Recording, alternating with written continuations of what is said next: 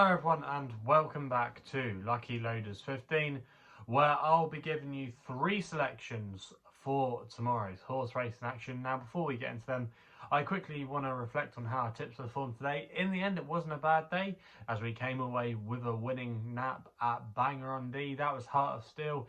Theo Gillard in the end gave him a great ride from the front, and in the end his class was able to prevail at that level. So I hope some of you are on that one. Our other selection, Almazar Guard, he ran a valiant race in the North Yorkshire National, and I thought we had it. He attracted a lot of market support. I think he might have gone off favourite in the end. We advertised him at 6-1, and you could back him just before the offer around about 11-4, 3-1. So there was quite a bit of market confidence behind him, and he jumped well for the majority of the race, and he was just chinned on the line by Supreme Escape. I was absolutely gutted there.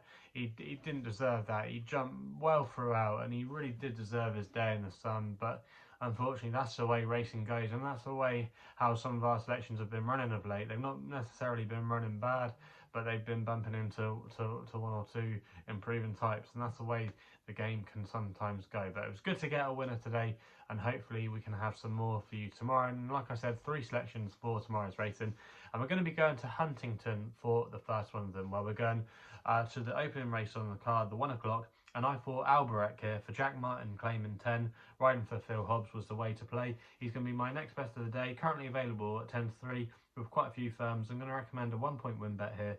Now this horse, Albrecht, he has been a bit of a frustrating horse, but on a couple of efforts this season, he's shown that he's really starting to improve, especially last time when he bumped into Legal Rights of Gary Moore. That horse had previously won his last race at Fontwell, and the pair pulled 19 lengths clear of the rest of the field, and that was a really good run. He just bumped into one that day, Albrecht, and he's actually due to go up £6, so he's actually £6 well in here.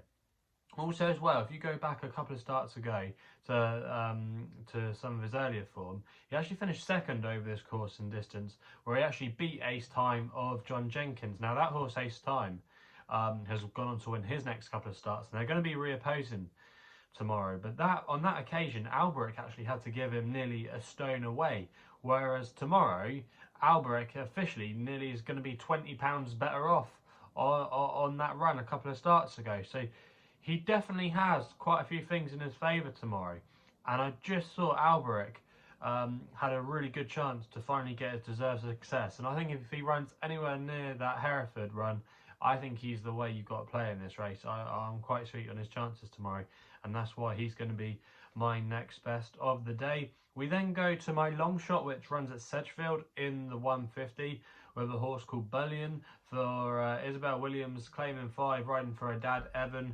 Now obviously this one you have to take on trust. He's currently available at 14-1, and you can get that price with a few the likes of SkyBet, Paddy, Betfair offering 4 places on the race. So if you can get 4 places, I'm going to recommend a 0.5 each way selection here. Now he might not be everyone's cup of tea, but I just thought Bullion tomorrow was now down to an interesting mark. He's now down to a career low mark of 73, and he's going to be back over hurdles tomorrow after a couple of attempts over fences. He just didn't seem to like fences at all, and I think coming back to hurdles is a smart move by Evan.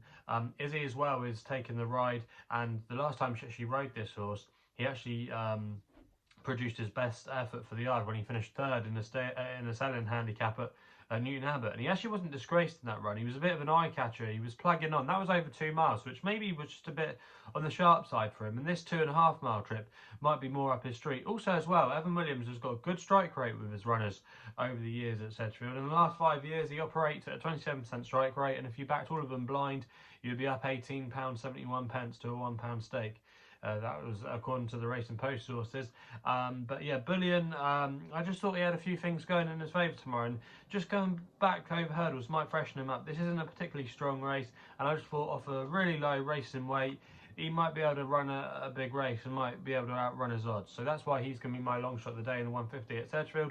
We then go to the Nap, which runs in the juvenile hurdle race there, the 230 at Huntingdon.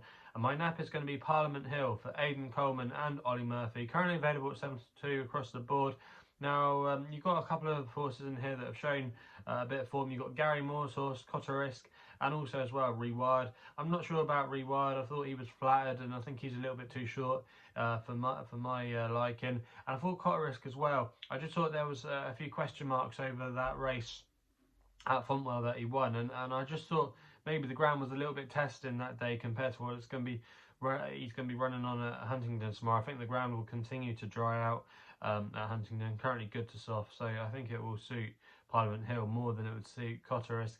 I just think he maybe was flattered there, and his stamina kind of came into play. But he did nothing wrong, and he could definitely be open to more improvement. But I just not sure. Maybe he'll be suited by this track, and he might be suited by a little bit further in time. But Parliament Hill, yeah, I thought he was a bit overlooked here. Now, Ollie Murphy, I heard in an interview a couple of weeks ago, said that his horses actually might not be running that well in January because he's having them all vaccinated for the equine flu jab.